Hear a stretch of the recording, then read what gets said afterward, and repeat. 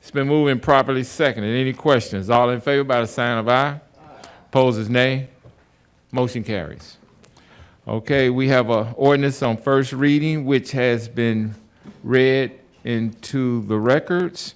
Anybody need to elaborate on that before we move on? Seeing, okay, Councilman Smith. Thank you, Mr. Chair. We've covered this in depth and did again at 1:30, but I do have one follow-up question. It is in error that I believe I missed this, and I would like to ask the city attorney.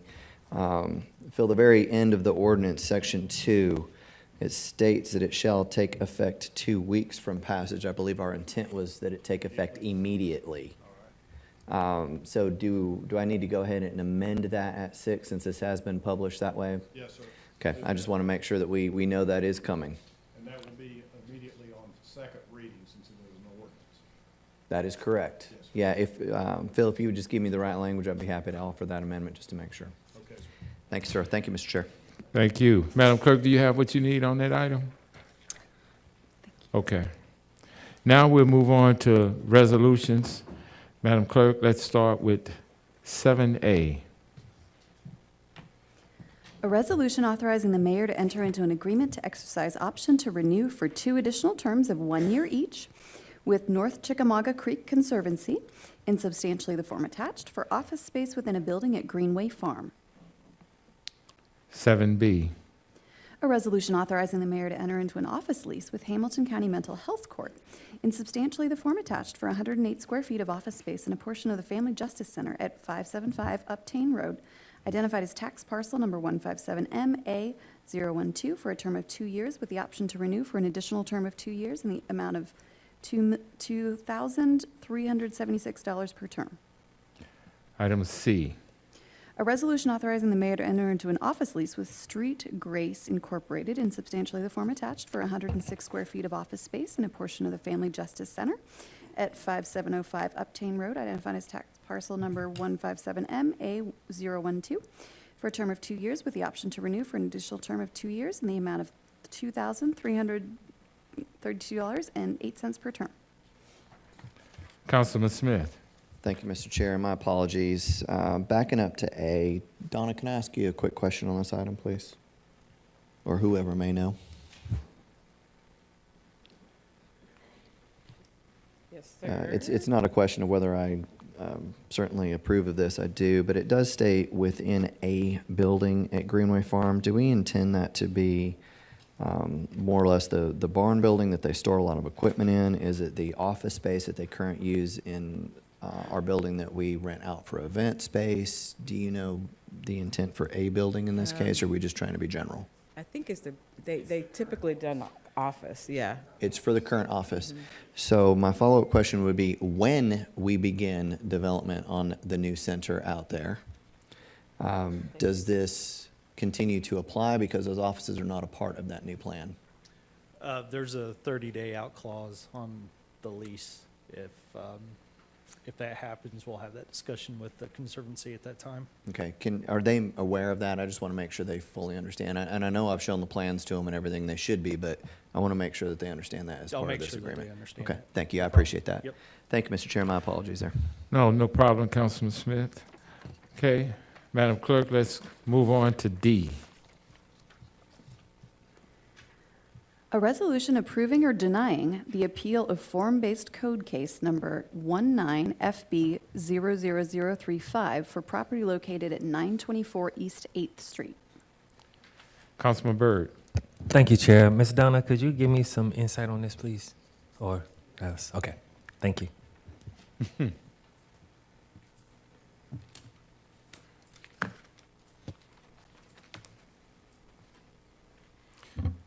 Yes, sir. As far as the insight, I mean, it was form-based code. There's an appeal process.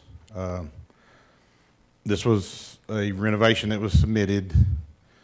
The site development, they decided to do something different, didn't submit anything to us, and we determined it was a major modification, so it had to go to the committee. The committee said, we don't think it's, you know, we agree with the Land Development Office that their decision on does form-based code apply to this, does. And they said, you should have done what you originally stated you were going to do and denied their appeal of doing the site around the outside of the building. Basically, they improved the site, used gravel back on a parking lot, which the form-based code does not allow.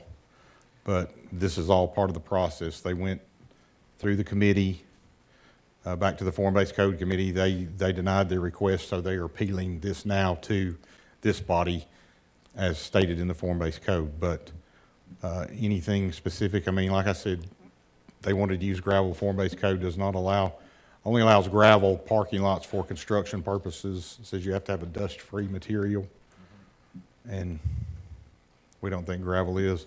And there was a question over what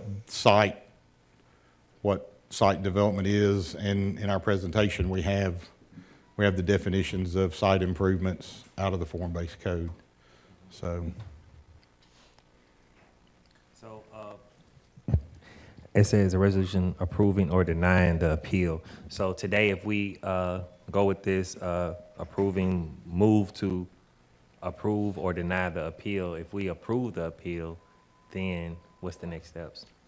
then what they have is okay. And then if we deny the appeal, then they have to. Then they would have to go back and either come up with an alternative to what they originally agreed to, or do what they originally agreed to, put a hard surface on the parking area. Okay, thank you. Dallas, at this point in time, at least the procedure that the council has decided that they would follow in this is similar to what they've been doing with the short-term vacation rental procedure. So there would be an initial presentation by your office of Yes, what sir. has occurred. There would be the recommendation that has been provided, I think, under the code by the board in this case for that determination here on what their recommendation is to this body. And then from there would be an opportunity for the appellant to have 5 minutes, and then an opportunity for any opposition to have 5 minutes, and then the council would make its decision. As I understand it, yes, sir. Yes, sir. But we have in the presentation, we have the original presentation presented to the board, side by side, what was submitted and approved, what they ended up doing that they filed an appeal on, and then their stuff that they presented to the board, and then the board's decision to deny. So, if Okay. you want to, do you want to look at it now? We can pull it up real quick. Emily was going to come up here. Emily is going to come at 4 o'clock, as she is the one that handled, all the review and that, and she can explain in depth, and if any processes, any questions about the process, I'll be happy to answer as well. Right. I think I definitely understand what's going on. I haven't talked to any of these people. Have any of the adjacent properties around it, have they had any issues with it or anything as well? I do not. You don't know? Are you aware of any, Charlie, that anybody? No, Okay, thank you. yes, sir. Thank you, Councilman Smith. I'm sorry. Yes, Yeah, sir. Councilman Smith. Thank you, Mr. Chair. Uh-huh. Phil covered my main point in the process that we would go through for this. Does the applicant, in this case, the applicant, do they know that they should be here at 4 o'clock Yes, today? yes, They sir. are aware? Okay. Number one. They're aware. Number two, is it only the gravel lot? That's the only thing that we're talking about that has strayed from their original plan that is in question? Well, their first question is, how much site did they improve? Then we'll show you. They want to look at the site as a whole and include the building, but our site development, the definition in form-based code talks about the stuff taking place outside. Okay. And so if you include the building, then their percentages are small enough it wouldn't matter. But if you take the building out, because of the size of the lot, then it becomes a lot greater percentage. And a lot of these things are based on percentages. So, Okay. And these are all things that they understood originally?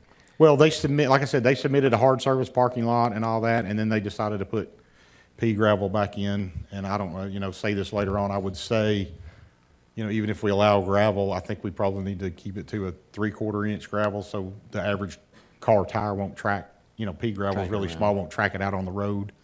So, we're just looking at the code. Does it look bad? No, it looks okay, but the code. And then the last question, this is work that is already done or that is being denied based on what is No, sir, this new was- presentation of a plan? This was work that was done, but it was indifferent what was submitted, so during the certificate of it's been occupancy done. phase.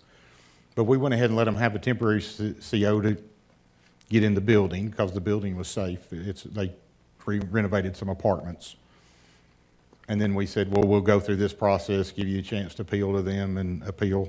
They wanted to go forward when they were denied by. If we the committee. deny this, does that change their CO? Well, I guess we would give them a certain amount of time to come up with an alternative. Okay. Do they have to go back? Like I said, they don't have to go back with the original plan. I guess they could take another alternative to the board again if it does not meet the form-based code requirements of a hard surface parking lot. So, but Okay, that would be part of the process, and we'd work through that as well. great. Thanks, Dallas. Thanks, Okay. Mr. Chair. Thank you, sir. Councilman Mitchell?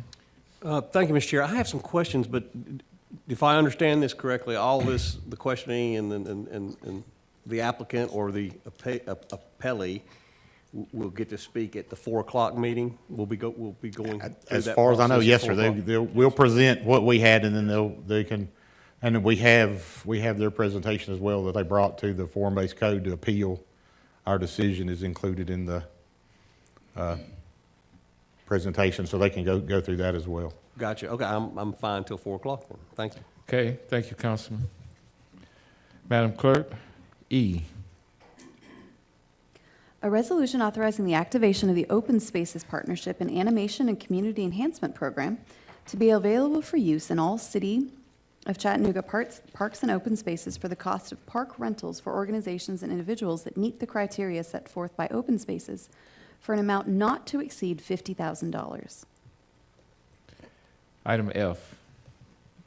A resolution authorizing the Director of Wireless Communications to enter into a contract with Mobile Communications America for the purchase and installation of new microwave radio and multi-protocol label switching equipment to replace existing equipment that has reached obsolescence in the amount of $1,986,152.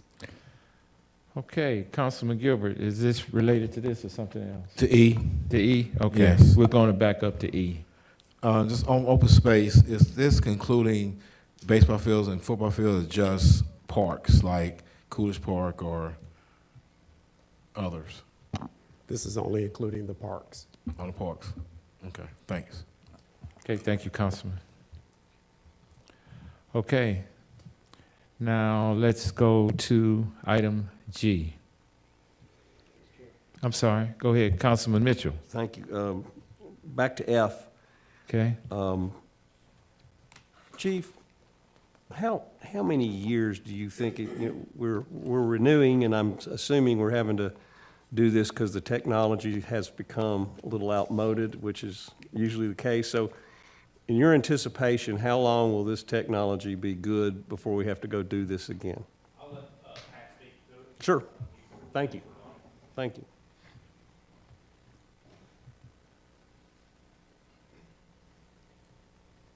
Yes, sir, Councilman. We expect a 10-year life cycle out of this next product. Wow, cool. Thank you, Mr. Chair. thank you, Councilman. Great work. Okay. Guess we're back to G, Madam Clerk.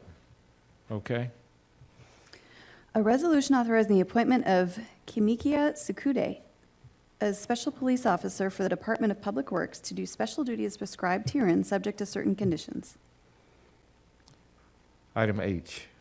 A resolution authorizing the appointment of Benjamin Ballard as Special Police Officer unarmed for the Department of Public Works to do special duty as prescribed herein, subject to certain conditions. Item I.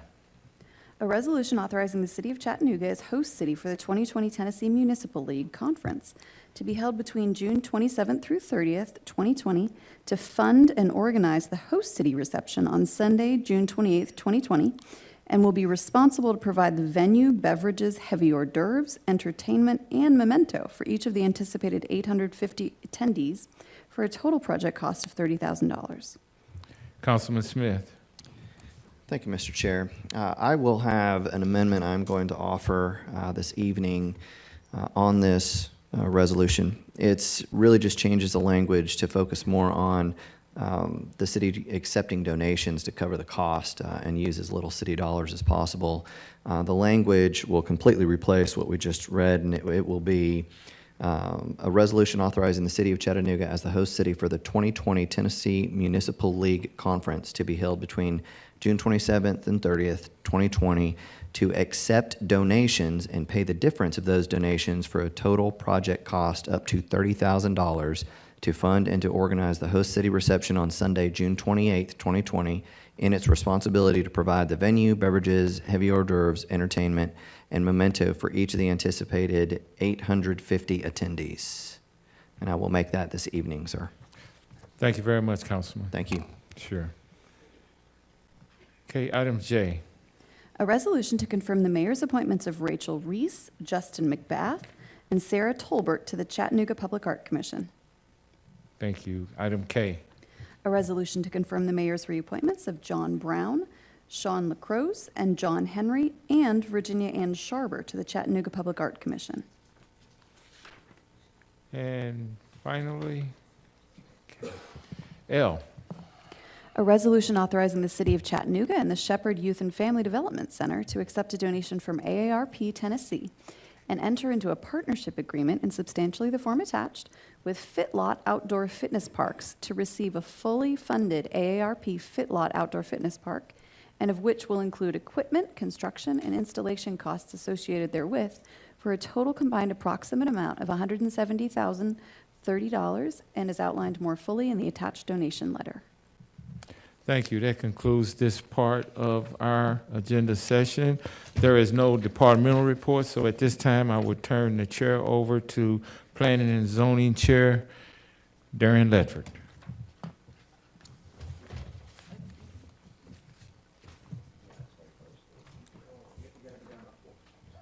I got this. Good afternoon, everyone. Welcome to Planning and Zoning. Can I get approval for the minutes? Thank you very much. And seconded, we are ready to go. John, we're on short time today. Yes, sir. I'll go Let's fast. Can I make just one quick announcement while as far as doing the form-based code annual review? We're going to have a public open house on Thursday, next Thursday, March 12th, from 5 to 7. And so that's where we'll kind of make a run over the overview of some of the proposed staff changes. Of course, after that meeting, we'll then come back to you all as council to let you know about that feedback, just making sure you're aware of that. Okay, let me jump into our cases. Starting with our first request. This is a request, this is on 121 Honest Street, a request to rezone a piece of property from C2 Convenience Commercial to M2 Industrial, Light Industrial Zone for a tile and marble showroom. As indicated, the property is located at 121 Honest Street. This is just south of the airport. You can see Lee Highway there, just also to the south of this property. There, you can see the current zoning of the site is C2. There is some M2 already in the area. They need the M2 to accommodate again, that marble showroom, stone marble fabrication and distribution. If you look at the the airport district master plan recommends flex industrial for this location, so it's aligned with the plan. So staff recommended approval. At Planning Commission, there's no opposition. They also recommend to approve. Very good. I see no lights. Councilman Gilbert, you good? Good. All right, item B. Okay. This is a request. This is not too far from the other property. This is off of Airport Road, going north of Lee Highway. It's a request to rezone a piece of property from R1 to M2, basically to expand an existing M2 zoned area. The property is currently vacant. There is some housing to the south of this property, but just note that the plan talks about this area in the future transitioning to more of a flex industrial concept. So it is going to flex from residential to industrial over time. Here again, you can see the mix of zoning. You do have some R1 zoning to the south, but you get an R4 in the north, and you have M2 to the west. We've had some zoning case history already in this area, zoning it to M2. As you see the most recent case this year, we had a request at 603 Airport Road to rezone from R3, R4 to M2. Just a reminder, this is a reminder of the uses that are in R1. And M2 allows you to do that light manufacturing type uses that are envisioned by the plan. Again, the adjacent land uses, as we recall, it's a mix of residential and industrial uses in the area. It's recommended by the plan to be light industrial mix, and so staff recommends approval of the request. Note that because there is R1 zoning in the area, they'll have to comply with the landscaping and buffering requirements, so staff did not think any additional buffering conditions are needed. So we recommended to approve as requested. There was no opposition at Planning Commission. They concurred with staff's recommendation to approve. Very good. Councilman Gilbert, good? Thank you very much. Item C. Okay. We're going to wear you out today, John. I know. Keep rolling, right? Yep. This is in Councilman Oglesby's district. This is off of Old Russell Boulevard. A request to lift conditions. It's an existing M1 zone property. It has a condition of warehouse and machine shop use only. They're wanting to lift the condition for a social service organization. Here you can see a map of the area, kind of in the middle of that page. The aisle area highlighted in yellow is the property in question. There is some, if you note, there's a residential block just to the north of this. That's why we're recommending some conditions as opposed to just lifting the conditions for staff recommendation.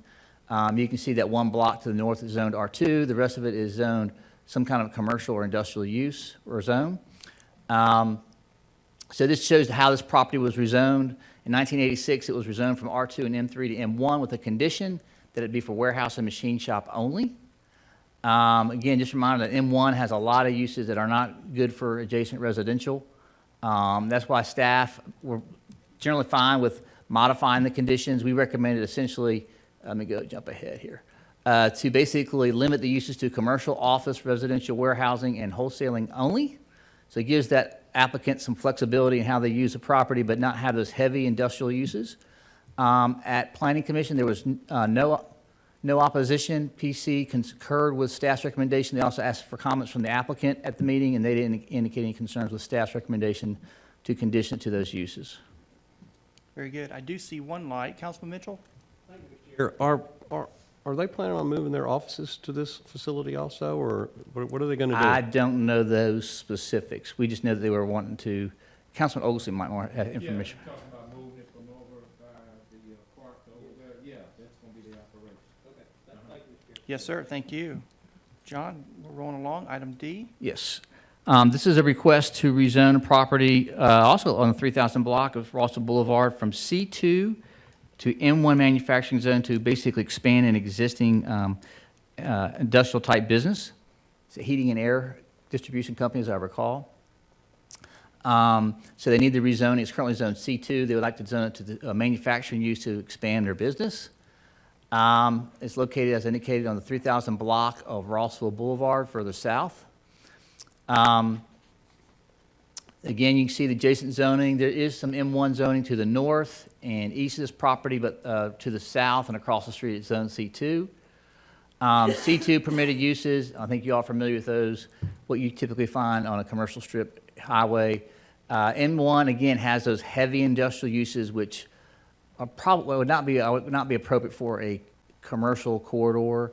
So what staff recommended was actually to approve M2, which accommodates the which accommodates the proposed use, but does not have those other heavy uses associated with M1.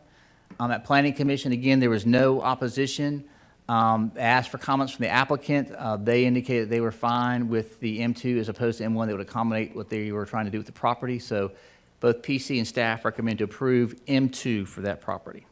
Very good. Seeing no lights. Councilman Oglesby, you good? Good. Thank you, Chairman. Item E, John. Do I get a speed record? We're going for it. We're working for it. Keep We're going for it. Whew, man, tough audience. Okay, this is a request to rezone. This is on the 1500 block of Workman Road, request to rezone from R2 residential zone to M1 manufacturing zone for a future outdoor storage. Again, you can see the location of the property off of Workman Road. It's pretty much vacant except for there's one parcel nearby that has a residential structure. I think it's our understanding that it's vacant. You can see here, that, again, I'll zoom in on the property, showing you the location where they're trying to do, again, an expansion for alternative wood supply for future storage. Here you see the zoning. This entire tract is zoned R2, but the surrounding zoning is M1. R2 permitted uses include duplexes, but clearly don't include any type of industrial or storage type uses. M1 would allow you to do that outdoor storage. When looking at the, you see the adjacent land uses, it's mostly manufacturing in the area with the exception of that one parcel with that vacant residential structure. It is in the floodplain area. If you look at the Rossville Boulevard plan, it recommends heavy industrial. So it really does align with the plan recommendations for more of a heavy industrial type zone or use for this location. So staff, looking at the adopted land use plan, the fact that it was not clear that residential structure was occupied, they would have to comply with any screening and buffering next to a residential type zone as that property is developed. So we recommend approve without any conditions. There was no opposition at the meeting. Planning Commission concurred with staff's recommendation to approve. Very good. Thank you, John. I'm seeing no lights. Chairman, you good? I'm good. All right. Item F, you're on a roll today. Okay, this is located in St. Elmo, a request to rezone from C5 to UGC. So again, it's neighborhood commercial zone, but one to rezone to UGC commercial, essentially to allow you to basically, to operate like a small bar, senior beverage location. Because in C5, you cannot have any alcohol-related sales. So I think to accommodate the entertainment as well as alcohol, they would need the UGC zone change. The location is at the intersection of 55th and St. Elmo Avenue in the southern portion of St. Elmo. This gives you an indication of the site. It is a commercial structure, but it is surrounded by mostly residential structures and uses. You can see this is the one corner zone C5. The rest of it's zoned R1 or R2. This site was zoned in 1992 from R2 to C5 from neighborhood commercial with no conditions. There is no currently any UGC in the immediate area. The St. Elmo plan adopted in 2001 does actually accommodate some locations for corner stores. Didn't really specify the type of commercial, so I think what staff wrestled with was whether or not C5, the existing zone, was appropriate, or UGC. Based on our first review of it, we defaulted to the C5 mainly because there was a lot of existing residential uses and structures in the immediate area, and we had concerns with a broader set of uses that would be allowed in the UGC. At the first hearing, there was opposition. After hearing from the applicant and opposition and staff, Planning Commission requested staff to develop conditions for UGC, which we did. So at the following month, we crafted these 5 conditions, which essentially limits out all those more intense uses. You see that's condition 1.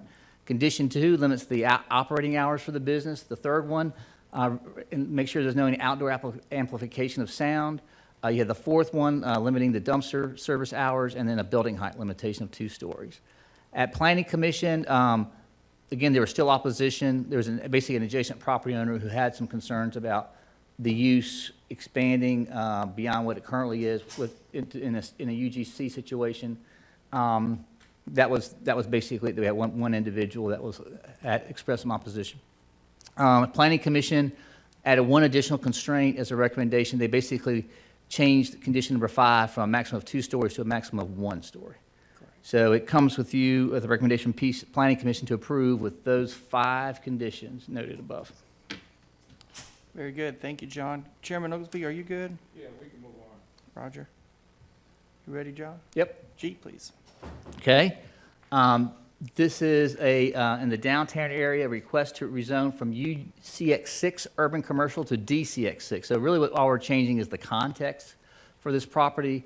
If you're familiar with Patton Towers, it's just to the south of this property. They're in the middle of doing a renovation of the building to the north. And in the urban context, there are minimum parking requirements. So if they rehab the building, change of use, it kicks in parking compliance, whereas in the downtown core area, there are no minimum parking standards. So they're wanting to go into the downtown core designation to not be stuck with the off-street parking requirements for this building. As you can tell, the building occupies almost all the site. There is no room for parking on site. The property is located at 1010 Georgia Avenue. Again, here you can see another look at the property adjacent to Patton Towers. Here's another picture looking at the building, upper right. Again, showing the current zoning and the zoning of the area. That the downtown core is literally to the south and across the street.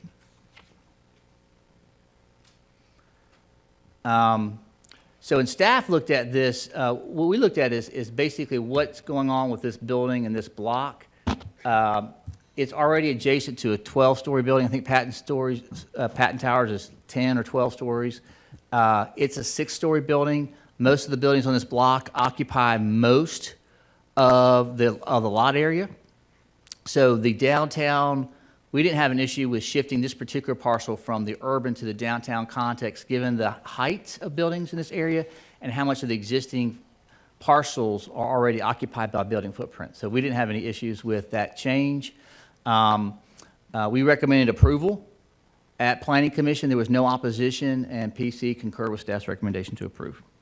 Very good. Thank you, John. I see no lights from Councilman Byrd, so I'm assuming we will, no objections there. Let's move on to resolutions. Yes, sir. G, please. We have, this is a planned unit development request off of 4560 Webb Road for a residential planned unit development, about 103 lots. You can see most of the lots fall, of course, along that road, at Singular Cul-de-sac Road, and you see two big, large open spaces that are recommended to be preserved as community space as part of that development. The overall density is very low, 1.7 dwelling units per acre. This shows you the site. It is currently mostly wooded. You can see the adjacent zoning. This site is already zoned R1. You got a mix of R5, R1, and R4 in the area. We did have a PUD, as you might recall, back in 2006 at the 4500 block of Webb Road. That was 89 units and 4.3 dwelling units per acre. So there's definitely a precedence for the PUD use and the density in this area. Again, I'm going to go over the detail of the R1 permitted uses. I think you're familiar with those. In the planned unit development, you can have both single-family, two-family, and multifamily. They're proposing all single-family residential uses. There are some steep slopes on this site, at least 25% or greater, that are in the upper area that they're recommending to be conserved. The Hamilton County, the Highway 58 Community Plan recommends low-density residential. So again, the use and the density is consistent with the plan recommendations. So staff was fine. I thought the PUD was appropriate. They clustered the development and protected some of those sensitive areas. We just recommended a condition that relates to grading or clearing of that open space. As you know, and historically, where we have open spaces proposed with our sensitive natural resources, if you're not specific about no grading or clearing, we know what can happen. So we added that condition. At Planning Commission, there was opposition. Some of the adjacent, let me show you where that came from. If I go back to the map. If you see that detached, actually, it's Bales Road. Rotary. Up to the northern, that little kind of crook you see. I think there's some concerns about drainage coming onto the adjacent residence property currently. I believe it's from that existing PUD to the north. Basically, the concerns about drainage. And I think what Planning Commission shared with the applicant was based on the design, where you've got a design, here you go, where you're leaving all that to the north as open space is probably one of the best outcomes you could ask for as far as trying to protect the drainage, how it moves north of this property. So I think that helped the opposition understand a little bit what was going on there. There was some feedback from the applicant that they wanted to modify the wording of the condition a little bit. So Planning Commission basically started with staff's recommendation of the same condition, but asked them to work with us. I have contacted the applicant. He's looking at it and supposed to get me if there's any changes, he'll let me know this week to the wording, which I'll have ready for next week. And I believe Councilman Smith may have had, did you know if you had any additional proposed language as it relates to the streets? Am I wrong on this one? Maybe not, I'm thinking about another case. Yeah. But anyway, staff and PC recommend approve. I think we're just working on tweaking that condition language for how the open space is protected. Great. John, that was case 29. Yeah. Yes, sir. So, yeah, you good, Councilman? No. Nope. There we go. Would you like to comment? I see your light. Yes, sir. There we go. All right, thank you, Chair. And actually, I am okay. I just wanted clarification. John, on the opposition, I understand the portion of it when they were talking about, drainage. And again, I'm just going to ask this forever, I think, just in case it ever changes. This site plan will be tied to the approval of the PUD, Yes, sir. correct? Yes, So we sir. will stick to the site plan. I have residents also that I've spoken to that are actually up here in the upper left corner, big neighborhoods up in this area as well, that are concerned with the size of Webb Road and right here on a somewhat of a blind turn because you kind of come up over a hill before you make a turn, as to the additional amount of cars traveling the road if it would be suitable for any other kind of safety consideration in that area. I don't know if CDOT was asked to look at that or not, but that may be one thing that I just have them look at just so that we understand the impact in that area, because it is a relatively skinny road, and because it is kind of on a blind hill and curve, it may be something that, even if they're just slow signs or something along that line with one way in adding this much traffic to a single point, would probably be worth looking at. Obviously, that road was just redone, so I'll be watching very closely to ensure that it is kept up in its proper working fashion, or I will be going to enforcement over that as well. I would just like to state.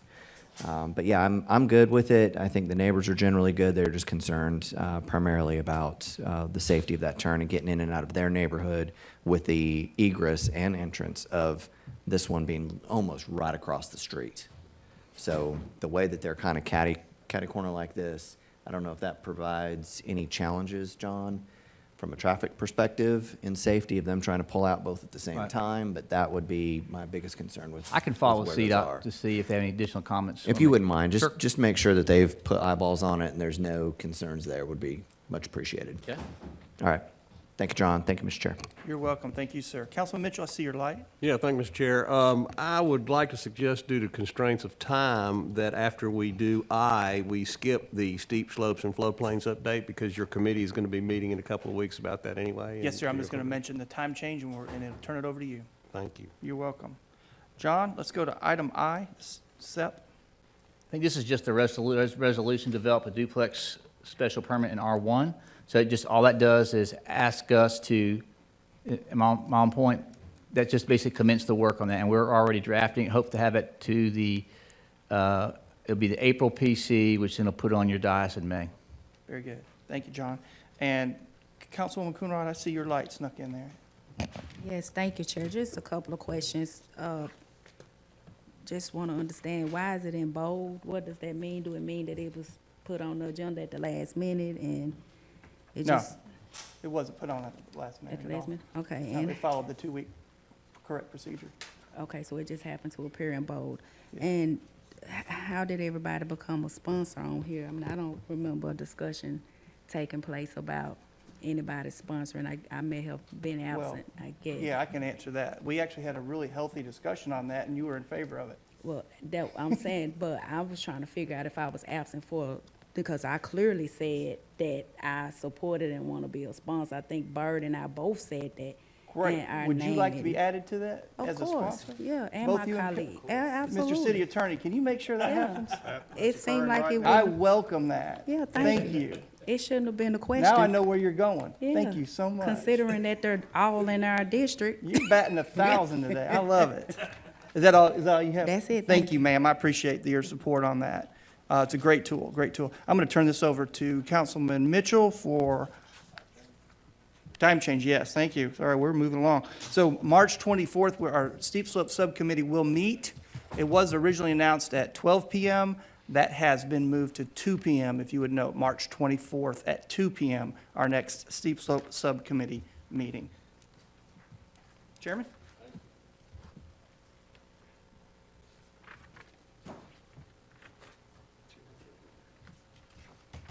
Can I get approval of minutes?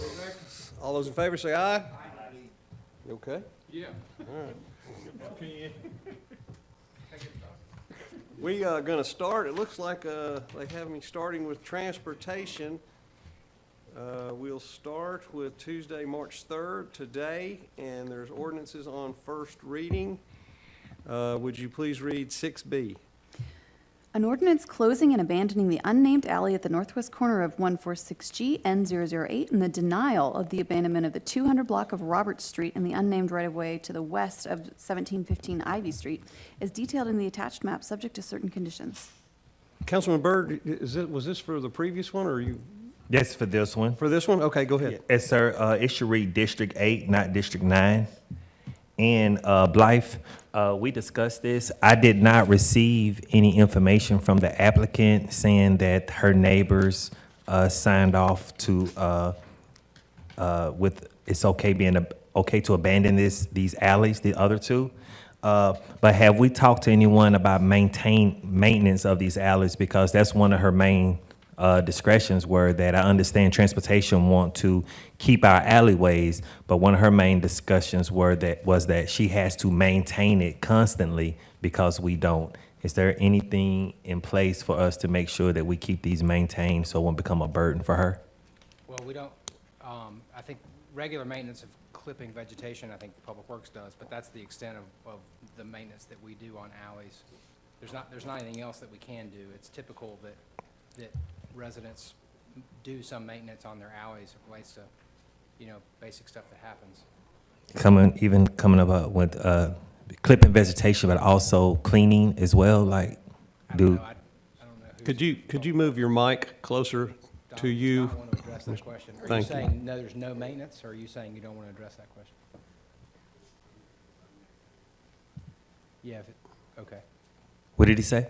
If it's unmaintained alley, there are maintained alleys. Donald, what do you do if it's a maintained alley? Clip vegetation? Okay.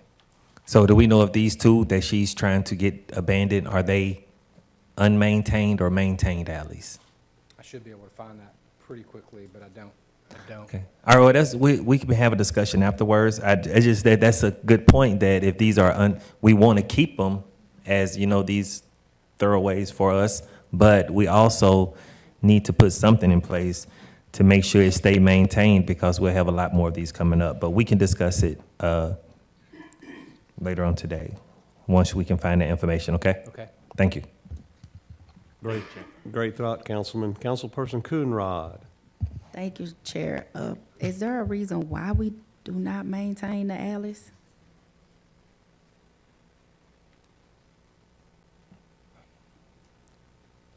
I think it's, I'm not sure how to, we have a tiered system of alleys.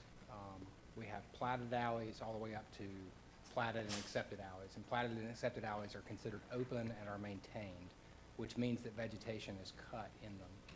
Typically, that means they're used for garbage pickup and vehicular access. So if they're open and maintained, they are maintained, but by definition, the ones that aren't are not. So if this was going to be closed from a platted, it's going to go, what would it be considered? I'm sorry, say that again, So Councilman. you said an open alley is called a platted. There are multiple tiers of alleys. There are platted alleys that have not been open and accepted. There are platted alleys that have been open and accepted, and there are platted alleys that have been closed through the abandonment process that are no longer alleys. Those are basically the different tiers. The tier that's open and maintained is the only section of alley that's maintained by the city. So how do we get the alleys to become open and maintained?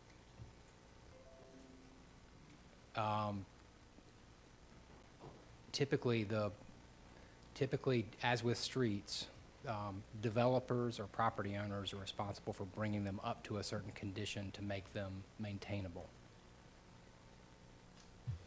So the city, do the city, would have a, because I thought the alleys are owned by the city. So That's right. shouldn't you be maintaining it if so? I'm not sure I'm the person that. Well, we could talk off later, or, yeah. I just don't understand it, that's why I'm asking. You okay for now, until you have a further conversation, or do you want to keep going? I see mean, you're right. I'm asking Councilperson Coonrod.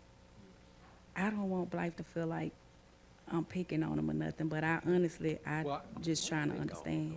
I think, well, I would, perhaps there's a way to give we have a right-of-way abandonment policy that you all adopted, I think, fall of 2018. I'd be happy to provide some information on that policy. It's I think the alley infrastructure that we have, we maintain to the best of our ability. If you're talking about a certain type of maintenance, I've got to get my colleagues from Public Works up here because CDOT doesn't do vegetation clipping. I know you all are interested in paving, which is on the agenda. I'm sure someone's going to ask me about it for next week. We don't typically use that paving money to pave alleys just because they are very low use. We try to put that money towards streets that get more use by more people, and I think all of you understand that. So that's the extent of what we do with our maintenance. Okay. So Public Works do the more details of it. Well, I think the extent to which they maintain alleys is vegetation clipping for garbage pickup. Donald can help me if that's correct or not correct. They'll fill potholes in alleys. Councilman, this is on the agenda for tonight, so. I mean, I can, Madam Chair? Yes, I do. Agenda for 5 minutes. I know. Yes, I do mind. If I could just interject in here before I call on Councilman Gilbert, it sounds like the council needs a little more direction or education on how we treat alleys as a city. Yeah. So could you and Public Works get together and then we'll set a future committee meeting to go over that? I think that'd be great. Yes, sir. Okay, thank you very much. Councilman Gilbert? Oh, okay. Education on what alley, why you got one alley versus another alley, what's the difference? Okay, so you'll want to see that covered in this presentation or educational session. I'm sorry, what was that, Councilman? Well, how Public Works determine which alley gets clipped and which alley don't get clipped? Okay. Councilman Byrd? Thank you, Chair. And if this, just for conversation purposes, if this right here is approved, would she be able to resubmit to get this alley again or to get these alleys abandoned again if this is approved today?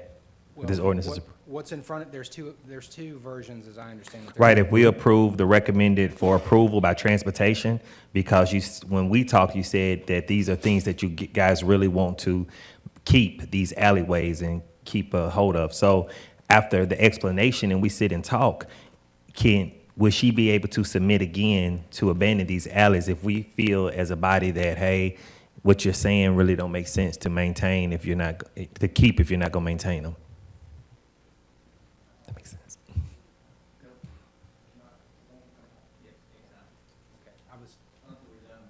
Okay, With zoning, denials require a certain period of time before they can come back, but I understand. but she can't come back. She can come back again. All right, thank you.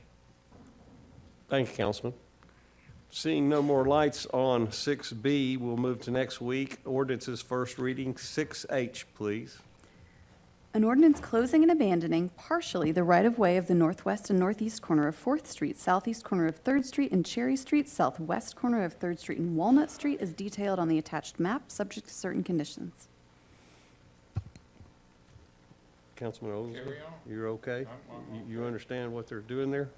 Yes, fully. Okay, great. Then we'll move on to resolution 7P, please.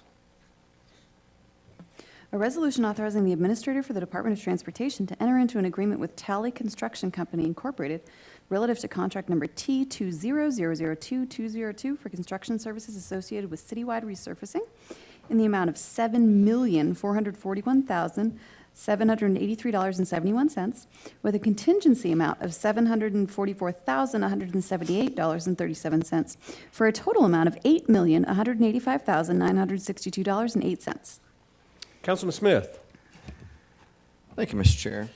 Blythe, do we have a list of roads this is going to be applied to? Yes, sir. Has that list been shared with I have not council? sent it with you yet, but I'll send it to you as soon as I get the chance. Can we have that? Okay, this is, Next week? it's next week, so can we have it tomorrow or the next day? Would that be Certainly. early enough? Okay. Thank you, sir, very much. Thank you, Mr. Chair. Great question. Thank you. Councilman Ledford? Thank you, Chairman. I'm good. That was it. That was it? Yes, sir. talking about a paving contract, Councilman Henderson. Glad you could join us. You got any questions?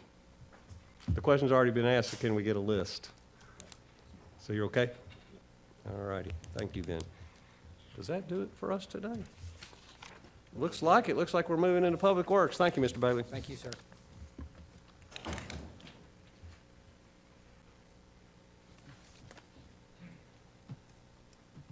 Okay. Is this correct? We have nothing for today for Public Works, so we'll move on to next week, Tuesday, March 10th. Resolutions, 7J, please. A resolution authorizing the approval of change order number 2, final for CDM Smith Incorporated relative to contract number W16024-101, MBWWTP Solids Optimization Implementation Phase 3 and non-consent decree project for the decreased amount of $1,158,375.13 for a revised contract amount of $549,674.87. Seeing no light, 7K. A resolution authorizing the administrator for the Department of Public Works to award contract number W12026-203 to Garney Companies Incorporated of Nashville, Tennessee, DuPont Pump Station and Basin Improvements, Phase 2, Contract B, for a contract amount of $4,316,520, plus a contingency amount of $215,900 for a total amount of $4,532,420, subject to SRF approval.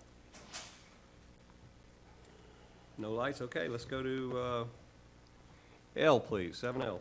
A resolution authorizing the approval of change order number 2, final for Williams Restoration and Waterproofing Incorporated of Laverne, Tennessee, relative to contract number E18017201, City Hall and City Council Buildings exterior refurbishments, for an increased amount of $13,000 for a revised contract amount of $362,700. M. A resolution authorizing the approval of change order number 4 for Burns and McDowell Engineering Company relative to contract number W16013-101, Citico Reliability Improvements, a consent decree project for the increased amount of $529,069.39 for a revised contract amount of $1,870,299.39. N, please. A resolution authorizing the approval of change order number 1, final for Tri-State Roofing Contractors, LLC, relative to contract number Y19003-201, replacement roofing system for Watkins Street facility for an increased amount of $3,001 to release the remaining contingency amount of $27,900 for a revised contract amount of $314,545, excuse me. Still no lights. Okay, O. A resolution adopting the Hamilton County Multi-Jurisdictional Natural Hazards Mitigation Plan and authorizing the Office of Emergency Management to submit the plan to Federal Emergency Management Agency. How did we not torture you at all today? What was that? What's going on? You saw me standing here. Oh, wait, Councilman Gilbert. You're gonna stay after this meeting here, correct? Yes. Thank you. All right, thank you very much, and I believe we are adjourned until 4 o'clock.